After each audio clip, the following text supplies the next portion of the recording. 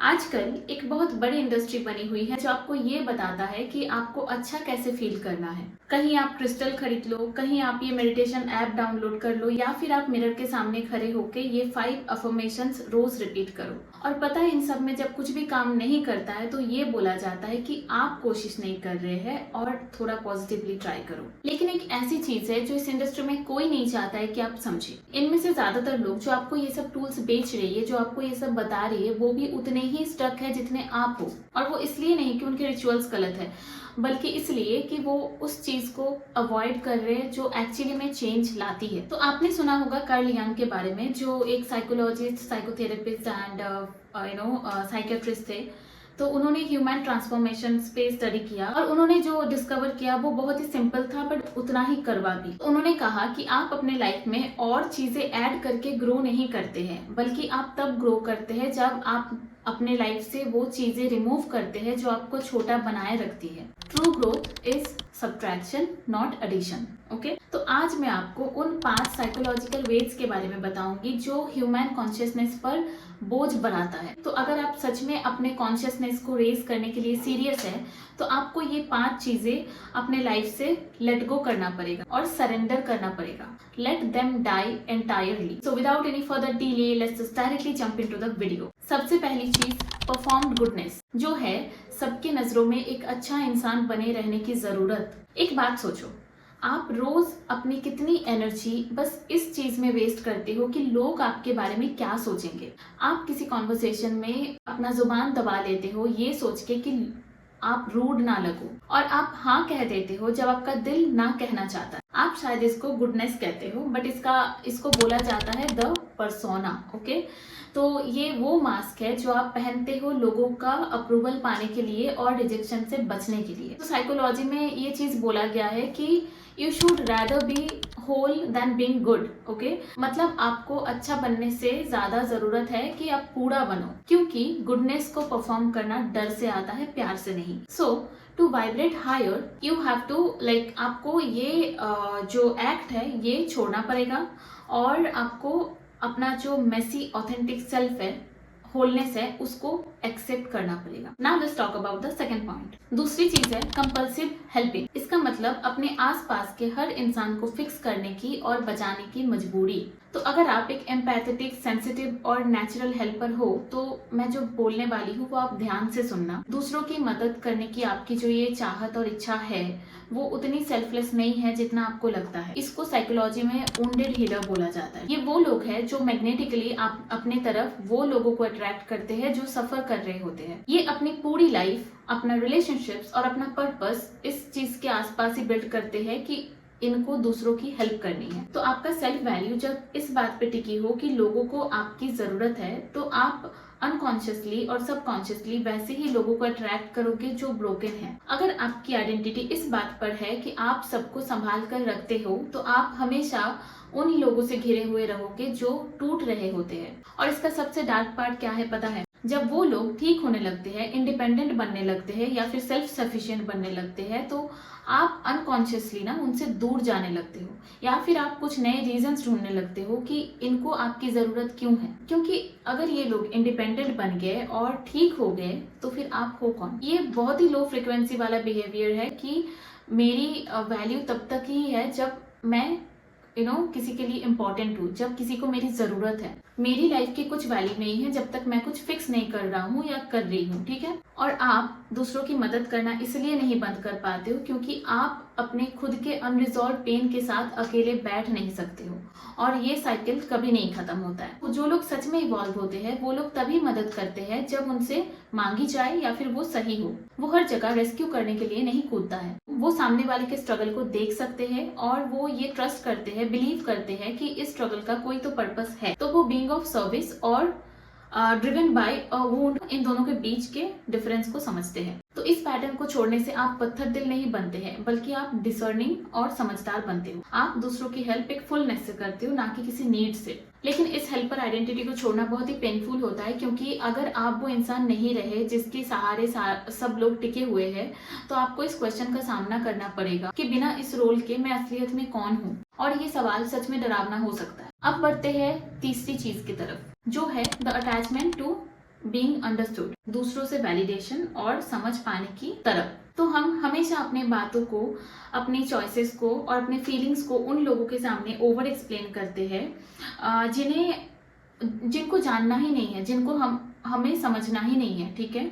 उनको नहीं जानना है कि आप क्यों ये चीज कर रहे हो, लेकिन हम सोचते हैं कि थोड़ा और सही वर्ड्स मिल जाए तो वो समझ जाएंगे। और जब वो नहीं समझते हैं तो हम अंदर से खाली और अकेला फील करते हैं। और जब तक आपको आपकी बात सही प्रूफ कराने के लिए दूसरों की कॉन्सेंसस या फिर अप्रूवल की जरूरत है, तब तक आपकी इंटरनल अथॉरिटी या फिर आपका अंदर का ताकत डेवलप नहीं हुआ है। और इसका मतलब ये है कि आप अपनी रियलिटी का रिमोट दूसरे के हाथ पे दे के रखे हैं, ठीक है। जो लोग हाई फ्रिक्वेंसी पे होते हैं वो लोग अपने रियलिटी पर अनकंडीशनल ट्रस्ट करते हैं, चाहे पूरी दुनिया उन्हें गलत समझे। Now let's move on to point number 4 which you need to let go, and that is the fantasy of potential. Okay, कि किसी इंसान के पोटेंशियल से प्यार कर बैठना। आप किसी पार्टनर, आप किसी दोस्त या फिर फैमिली मेंबर के साथ इसलिए टिके रहते हो कि आपको दिखता है कि ये कितना अच्छा बन सकता है अगर कुछ चीजें बदल जाए तो आप सोचते हो कि ये सारा रेड फ्लैग्स छोड़ के भी ये जो इंसान है वो तो अच्छा है, राइट।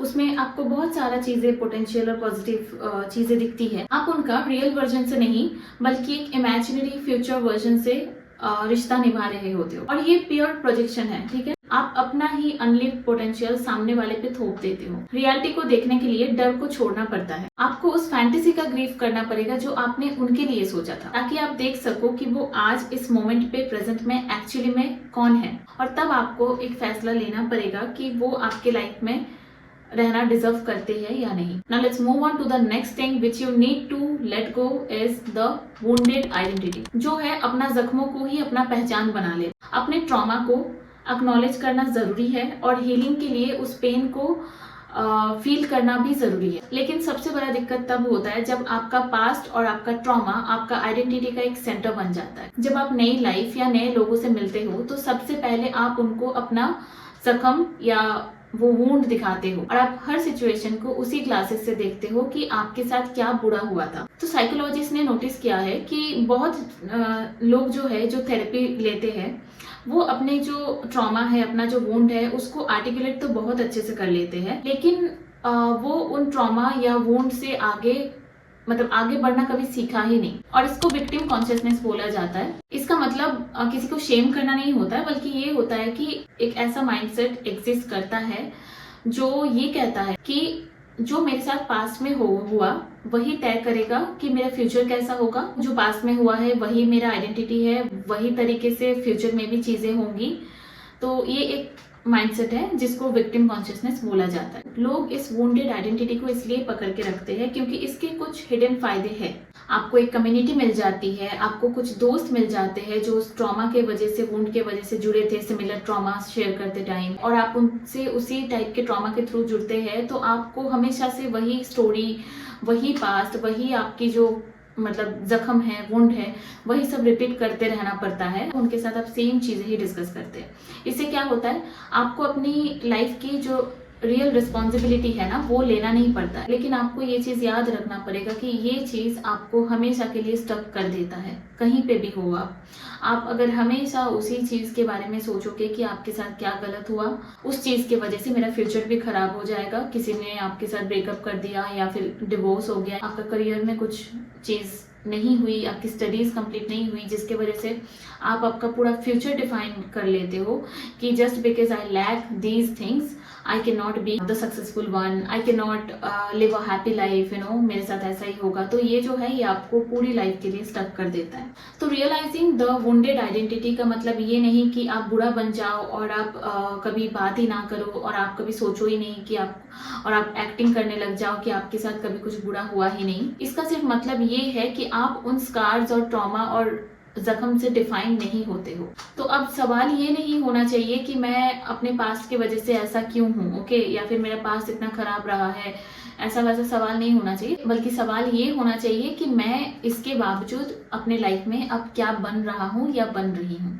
ठीक है, तो आपने नोटिस किया होगा ये जो 5 पॉइंट्स मैंने बताया, जो 5 चीजें बताया, इनमें कॉमन थ्रेड है जो कि है आइडेंटिटी। ये सब आइडेंटिटीज जो है ये एक सेल्फ है जो आपने कभी ना कभी खुद को बचाने के लिए बनाया था। जैसे कि परफॉर्म्ड गुडनेस, मतलब अच्छा बनना सबके नजरों में, देन कंपल्सिव हेल्पिंग, सबको सबकी जरूरत में काम आना, हेल्प करते रहना, then the need to be understood, सब ऑल टाइम आपको चाहिए कि लोग आपको समझे, आप उस तरीके से बातें करते रहते हो, then the projection of potential, like आप लोगों में देखते हो कि क्या ये इंसान कैसा बनेगा फ्यूचर में, कैसा बन सकता है, एंड द वुंडेड आइडेंटिटी, जो आप डिफाइन कर देते हो कि मेरे साथ ये चीज गलत हुआ तो आगे भी ये सारा चीज गलत होगा, या फिर उस वजह से मेरा फ्यूचर ऐसा होगा, मैं कुछ आगे नहीं बढ़ सकता। तो ये सारे जो है ना, इसमें कॉमन चीज यही है कि ये किसी टाइप की आइडेंटिटी है जो आपने ही अपने आप को कुछ चीजों से निकालने के लिए बनाया है, लेकिन अब ये सारी आइडेंटिटीज एक बोझ बन चुकी है, ठीक है। So you have to remember, transformation is not additive. आप अपने पुराने पैटर्न्स के ऊपर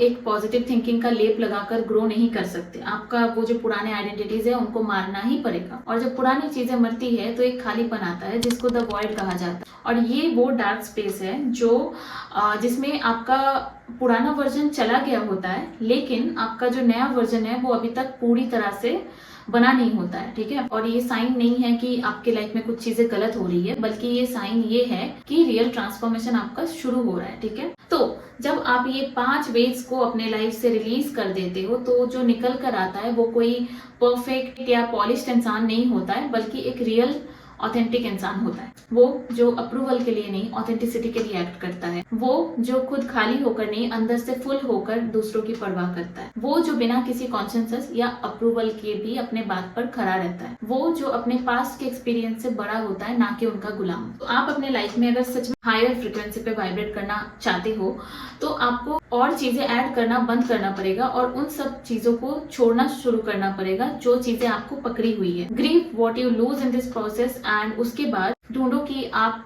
असलियत में हो कौन। So that was the video, guys. I hope you like this video and this video would be helpful to you. If you like this video, then please subscribe to my channel and like this video and comment on this video and share this video, and I'll see you in my next video. Till then, bye, take care.